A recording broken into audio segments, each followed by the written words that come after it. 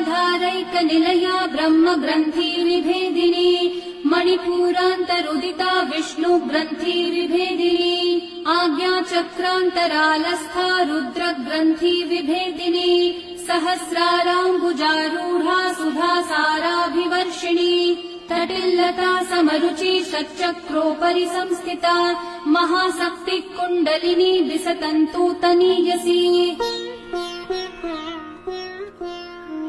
मूलाधारैकनिलया ब्रह्मग्रन्थिविभेदिनी मणिपूरान्तरुदिता विष्णुग्रन्थिविभेदिनी आज्ञाचक्रान्तरालस्था रुद्रग्रन्थिविभेदिनी सहस्राराम्बुजारूढा सुधासाराभिवर्षिणी तटिल्लता समरुचि षट्चक्रोपरि संस्थिता महाशक्तिः कुण्डलिनी विसतन्तूतनीयसी।